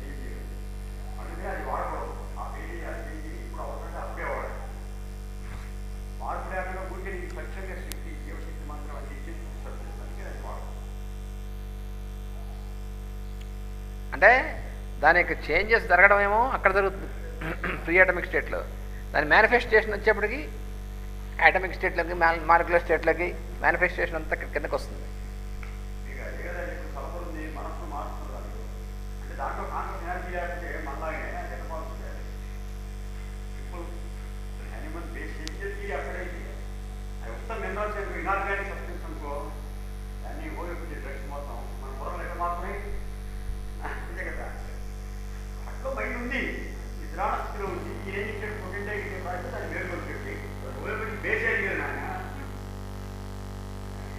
ఇప్పుడు మనం రోజు ఉప్పు తింటున్నాం, ఉప్పు వేసుకుంటున్నాం ఆహార పదార్థాలు, కానీ దానికేమీ లేదు. కానీ దాన్నే మన లోపలికి తీసుకెళ్ళి ఆ స్టేట్లో తీసుకెళ్ళేప్పటికీ దాన్ని మన యొక్క మైండ్ యొక్క ఫేజ్ను మార్చేసే శక్తి వచ్చింది దానికి. అంటే ప్రీ అటామిక్ స్టేట్లోకి తీసుకెళ్ళింది అనమాట.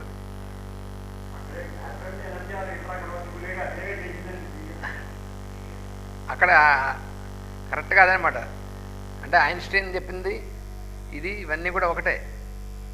Matter and force are inter convertible అని చెప్పింది. అంటే ఇంటర్ కన్వర్టిబుల్ ఎందుకంటే రెండు ఒకటే కాబట్టి, అసలు రహస్యం అది.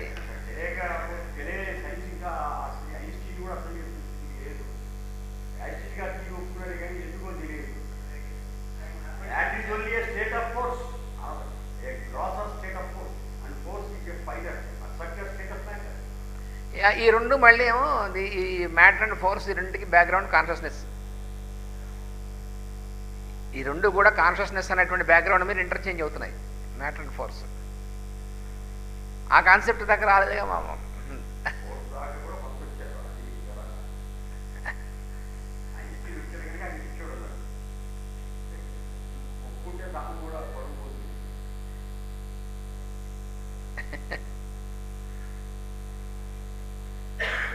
To maintain equilibrium of the physical tissues of man, there should be a functioning machine.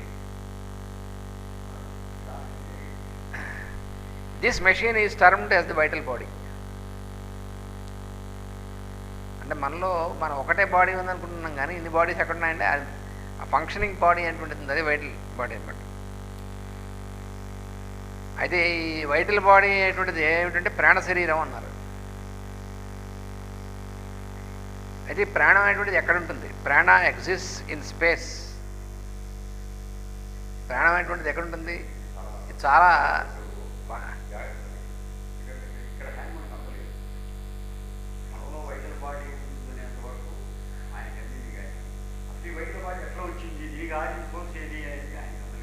ప్రాణ exist in space and is inherited by atoms during the process of their formation.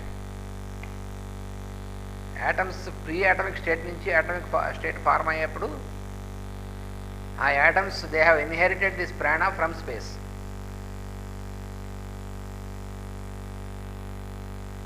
ఈ atoms అనేటువంటి ఫార్మేషన్ అనేటువంటిది ఉందే ఈ pre atomic స్టేట్లో ఎలా ఉంటుంది? Pre atomic స్టేట్లో they exist as space. Atomic స్టేట్లోకి స్పేసే యాటమ్స్ కింద ఫార్మ్ అవుతుంది. అది ఫస్ట్ కదలిక అనేటువంటిది వస్తుంది. ఆ ఫార్మ్ అయ్యేటువంటి దాంట్లో ఈ ప్రాణం అనేటువంటి దాన్ని ఇన్హెరిట్ చేసుకునే యాటమ్స్. కాబట్టి యాటమ్స్ ప్రతి దాంట్లో ప్రాణం ఉంది.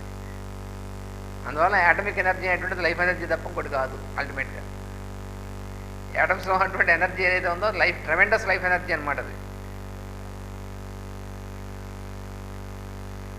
అంటే మనం చూసేటువంటి యూనిట్ లైఫ్ ఎనర్జీ కంటే మిలియన్స్ ఆఫ్ ఇది ఇంటెన్స్ అనమాట. అది ఆ లైఫ్ ఎనర్జీ అది అందులో ఇమిడి ఉందన్నమాట. అది దాన్ని రిలీజ్ చేస్తే ఏమవుతుందో అది ఐన్స్టీన్ ఇచ్చాడు. ఆ ఎనర్జీని రిలీజ్ చేస్తే దాని ఎంత పవర్ఫుల్గా ఉంటుందో.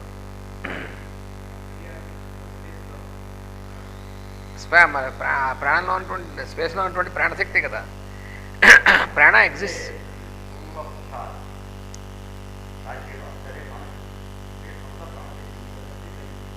మహాచైతన్యం కదా స్పేస్లో ఉంది.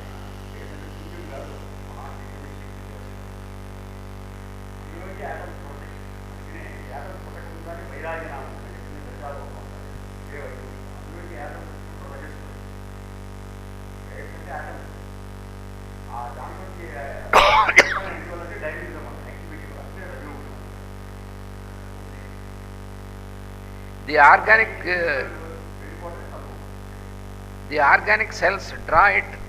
ఇది ప్రాణశక్తిని. ప్రాణశక్తి ఆర్గానిక్ సెల్స్లోకి ఎలా వచ్చిందంటే the organic cells draw it from space in many forms and the widely known form is what we call sunlight. Organic cells అన్నీ కూడా సన్లైట్ వల్లే కదా సస్టెనెన్స్ అంతా కూడా. అది ఇక్కడికి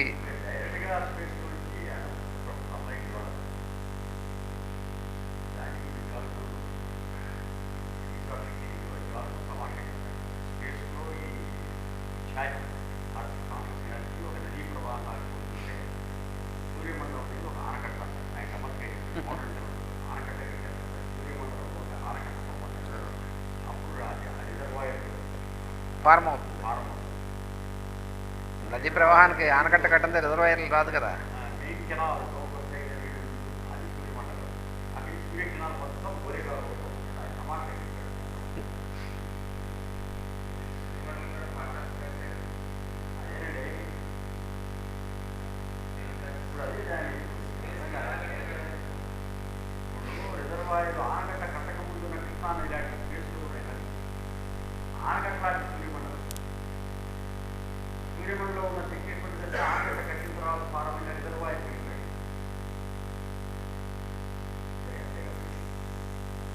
అలా ఆనకట్ట కట్టకపోతే నువ్వు నీకు కావాల్సిన వైపుకి మళ్ళించలేవు కదా. ఆ స్పేస్లో ఉన్న ఎనర్జీ మనకు కావాల్సిన విధంగా ఉపయోగించుకోవాలంటే ఈ ఆనకట్ట ఉండాలి. అది సూర్యమండలం. వాడు తెలియక సూర్యుడిలో ఈ గ్యాసెస్ వల్ల సూర్యుడు వెలుగుతున్నాడు, అందుకని అయిపోతే సూర్యుడు అయిపోతాడు అన్నాడు. పిచ్చి తీరీసి వాళ్ళను.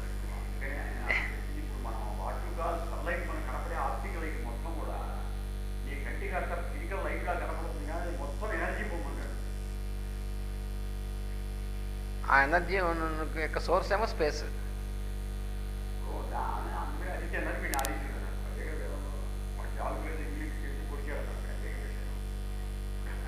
అదితి వేదంలో అదితి అనేటువంటిది అన్మానిఫెస్ట్ స్పేస్ అనమాట.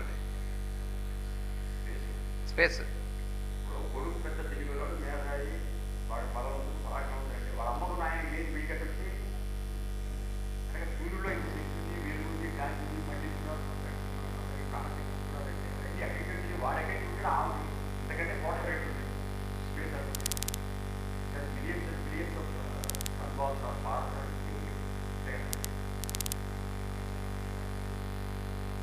ప్రకృతి యందు అచేతనమైన ఖనిజ జగత్తు ఒకటి ఉన్నది.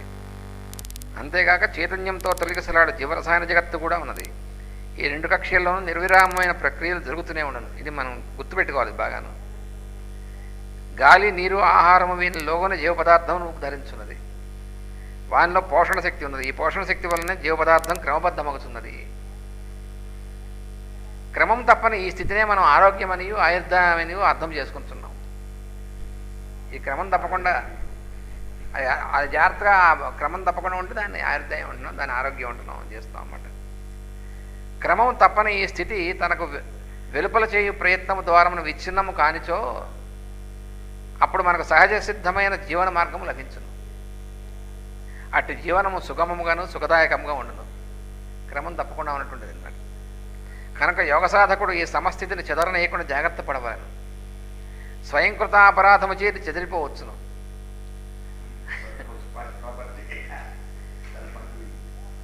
మన యొక్క స్వయంకృత అపరాధం వల్లే ఈ బ్యాలెన్స్ చెడుతుంది. లేక పరిసరముల జీవశక్తి కల్లోలం కావచ్చును. అట్లా జరగకుండా సాధకుడు మెలకువతో మెలగవలను. ఇది అతని మొదటి కర్తవ్యం. అది సాధకుడి కర్తవ్యం.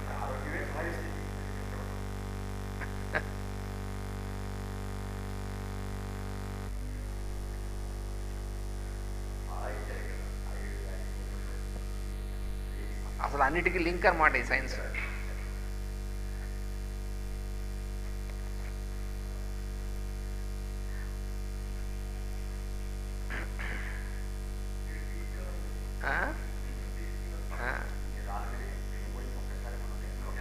చాలా డీప్ ఇది.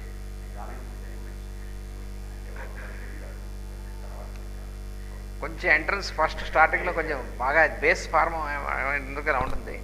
అక్కడి నుంచి మనకు చాలా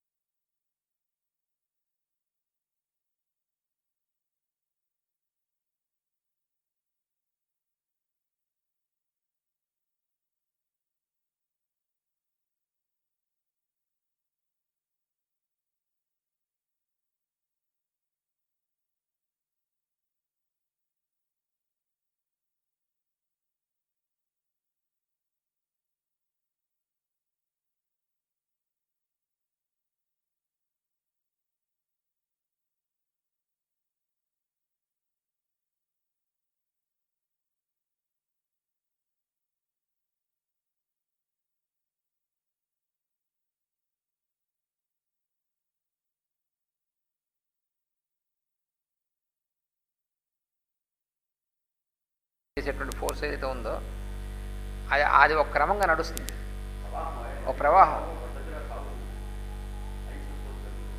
దాన్ని చెడకుండా అలాగ సాగుతుంటే అది మనకి స్టేట్ ఆఫ్ హెల్త్గా మెయింటైన్ అవుతుంది.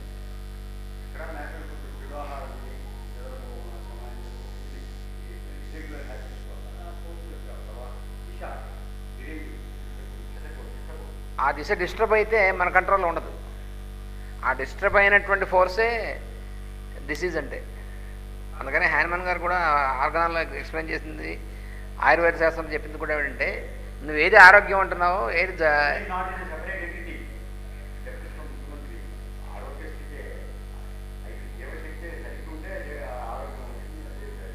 అంటే ఏంటి యాక్చువల్గా ఆరోగ్యం లైఫ్ అనేటువంటిది ఒక ఫోర్స్ కదా.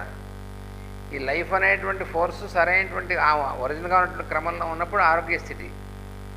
ఆ క్రమం చెదిరితే వచ్చేటువంటి స్థితి ఉందే అదే అనారోగ్య స్థితి. ఆరోగ్యం అనారోగ్యం నెగిటివ్ డైరెక్షన్ అనమాట అది. అయితే ఈ ఆరోగ్య స్థితిలో ఉన్నప్పుడు మనని పోషించి రక్షించేటువంటిది ఇదిగా ఉంటుంది. చెదిరినప్పుడు అదే మనం డిస్ట్రాయ్ చేసేదిగా తయారవుతుంది.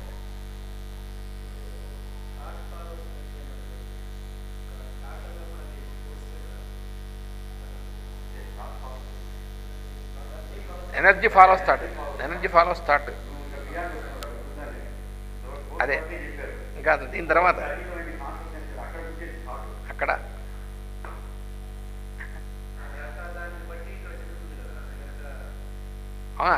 అందుకనే మనం చెడు సంకల్పం, చెడు ఆలోచన వచ్చినప్పుడు అది దీన్ని డిస్టర్బ్ చేస్తుంది. ఫోర్స్ డిస్టర్బ్ అవుతుంది కదా మనకి. ఇదేమో కాన్షియస్ లెవెల్ నుంచి వచ్చేటువంటి స్పర్రే మన థాట్ అనేటువంటిది. అది ఎనర్జీ అనేటువంటిది ఫ్లో అవుతూ ఉంటుంది. ఈ థాట్ వక్రంగా వచ్చేప్పటికి ఇది వక్రంగా ఫ్లో అవుతుంది.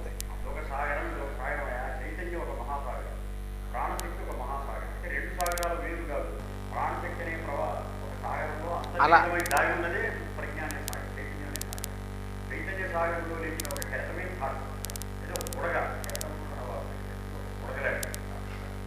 దాన్ని బట్టి ప్రాణశక్తి ప్రవాహం కూడా అక్కడే ఉంటుంది. అది నిజంగా ఉంటుంది.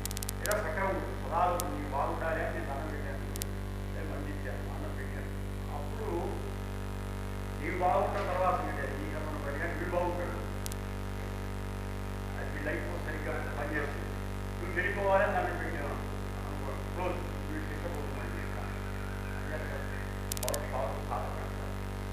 అందుకే చెడాహారం తింటే ఇతర వ్యాధి పోకపోతే ఇట్లాంటి చెడు అలవాట్ల వల్ల కూడా ఆరోగ్యం పెరుగుతుంది. దానికి మూలం కూడా ఇక్కడ ఏమిటి, చెడాహారం తింటే ఆరోగ్యం పెరుగుతుంది కాదు, అలా చెడాహారం తినాలని అనిపించడం, ఆ ఇన్స్టింక్ట్ పనిచేయడం ఉంది. చెడాహారం వల్ల కాదు అనారోగ్యం వల్ల కూడా అనుకో, దానికంటే కూడా ముందు జనాలు అనిపించిందే అది రాంగ్ థాట్. అంటే ఈ సీక్వెన్స్కి అనుకూలమైంది కానటువంటి దాన్ని తీసుకుందాం అనిపించినటువంటిది అక్కడే స్టార్ట్ అవుతుంది రోగం అన్నమాట.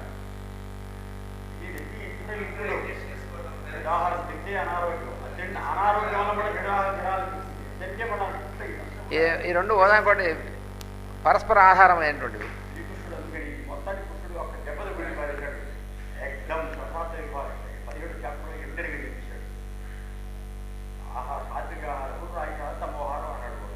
అని ఈ ఆహారం సహజంగా ఇష్టమైనటువంటి వాళ్ళు సాత్విక ప్రియా అన్నాడు. ఈ ఆహారం రస్యా స్నిగ్ధా ఇవన్నీ చెప్పాడు కదా, అవేమో సాత్విక ప్రియమైనటువంటి సాత్వికమైన వాళ్ళకి ఇష్టమైన ఆహారం అన్నాడు. అంటే మంట మంటి చెడి కారాలు ఇది రాజస ప్రియా అన్నాడు. రాజసులు కుటుంబం గల వాళ్ళకి ఇష్టంలో అన్నాడు. ఒళ్ళు పొగలేకి కామకుడు ఎక్కువ ఉన్న వాళ్ళకి ఇష్టంలో అన్నాడు. అంటే అవి ఇష్టం వల్ల ఇవి పెరుగుతాయి, పెరిగినప్పుడు మనం తినాలి మొత్తం అంతే. అది అదే చైనాక్షన్ అంటే దాంట్లో దాన్ని చైనాక్షన్ అన్నాడు. ఇంకా జగదు అందులో పెట్టబడాలంటే అందుకని ముందు థాట్ లెవెల్లో ఇక ప్రారంభం అక్కడికి అక్కడే అదే మొదటి నాన్నగారు చెప్పారు థాట్ డైవర్ట్ చేయాలి. ఆత్మానుభూతి ఇంట్రొడక్షన్లో చెప్పారు, థాట్ని ఆత్మానుభూతం పరమాత్మ ఇంకా అభిముఖం చేస్తే డైవర్ట్ కనుక జనవాకని నువ్వు సారాయి తాగే అలవాటు కాఫీ తాగే ఉంది చూడాలి. తినొద్దు తినొద్దు నోరు ఎంత కట్టేసినా దానివల్ల కూడా చక్కగా ఎందుకంటే మానసికంగా వాడు తిరుగుతూనే ఉన్నాడుగా కొంతనే కానీ వాళ్ళ సప్రెషన్ దెబ్బతింటాడు. అందుకని అప్పుడు దాని నీటికి మనసే పరిస్థితి రావాలి. అందుకని ఆ టైంలో కాజీలో హార్డిస్తారు భగవద్గీత బాగవుతుంది డైవర్ట్ చేయాలి. సబ్లిమేషన్ అంటే మంచివాటి వైపుకి ఏదైతే దీన్ని ఇలా కాకుండా మంచి వైపు చేస్తాయి. ఇప్పుడు మనకి ఈవిల్ థాట్ వచ్చింది మనకి, అయితే చూడకూడనటువంటిది ప్రోగ్రామ్ పెట్టి చూద్దాం అనిపించింది అనుకో, అనిపించినప్పుడు ఏం చేయాలి, దాన్ని డైవర్ట్ చేయాలంటే దాన్ని ఏది ఇంకోటి మంచిది దానికంటే మంచిదే దాన్ని ట్యూన్అప్ చేసుకోవాలి. అదే నివారించబడుతుంది. నువ్వు నివారించే నివర్తతే అంటే అది నివారించబడుతుంది. నువ్వు నివారించిన ప్రయత్నం చేయాలి. నిరోధింపబడుట గలప నిరోధించుటా కాదన్నారు. నువ్వు నిరోధించగలవాడు అయితే అసలు గొడవ ఎందుకన్నారు. నువ్వే కానీ నిరోధించుకోగలిగినటువంటి వాడు అయితే అసలు గొడవే లేదు. అది కాదు కాబట్టి కదా గోల.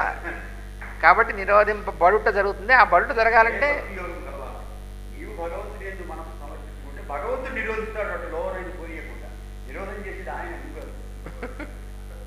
నువ్వు చేయవలసింది అటు పెట్టిస్తావు. అందుకని రాజయోగానికి భక్తి యోగం కలవకపోతే కరెక్ట్ లేని వైద్యం అన్నారు. యాక్చువల్ పని చెప్పారు. పతంజలి రాజయోగం ఇంట్లో వైద్యం బిగించడం వాడికి చక్కగా కరెక్ట్ ఇవ్వలేదు. ఇంకా భక్తి యోగం లేదంటే ఇంకే ఊరికే వైద్యులన్నీ ఉంటాయి. ఏ ఒక భక్తి కలగదు దాని భక్తి లేనటువంటి భక్తి యోగం ఉంది. రాజయోగంగా ఒక డిసిప్లిన్ కొత్త భక్తి యోగం ఉంది. అంటే కరెంట్ ఇస్తున్నాడు మనం ఫిట్ చేసుకోవచ్చు. అట్లా ఉంది. పుట్టి భక్తి యోగం ఉన్నా కూడా అది ఉపయోగించదు. అందుకని వైరింగ్ లేకుండా మేము ఏం చేస్తాం. కాంటాక్ట్లో మనం తీసుకోకపోతే చాలా ప్రేమ ఉంది అంటాడు. ఎవరికి ఏ చెడదా ఉంది చెయ్యి రాజయోగ అభ్యాసం లేదు చెయ్యి పక్కన అన్నం పెట్టలేదు. అట్లాంటి సాధన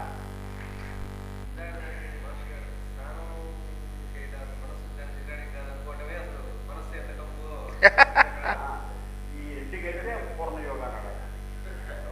పూర్ణ యోగం అంటే ఇంటెగ్రల్ యోగా అని. ఇంటెగ్రల్ యోగా అంటే భక్తి యోగా, రాజయోగా, జ్ఞానం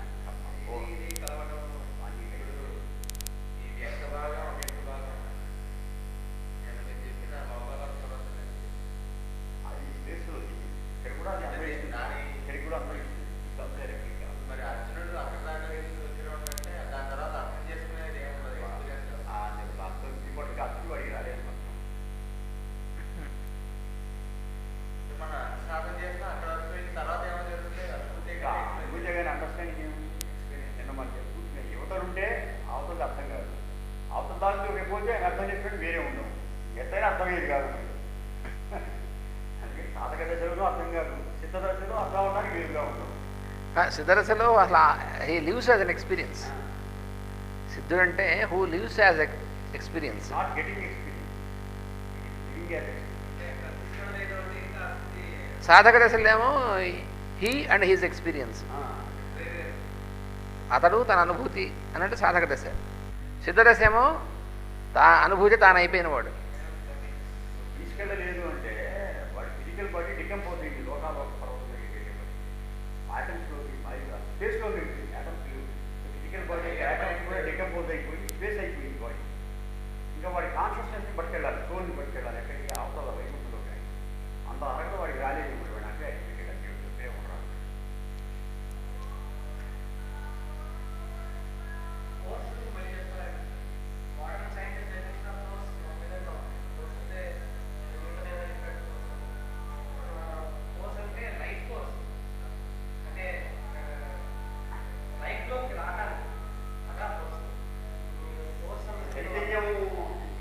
అంటే చైతన్యం యొక్క ప్రవాహమే ఫోర్స్ అంటే.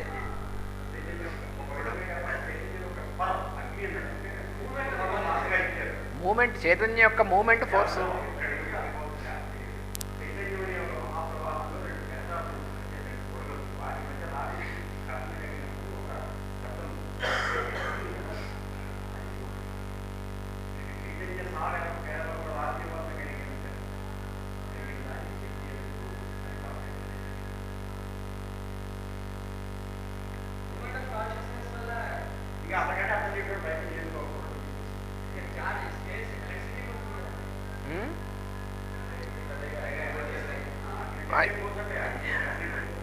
ఎలక్ట్రిసిటీ అని నువ్వేం పిలుస్తున్నావో అది అడగను మరి.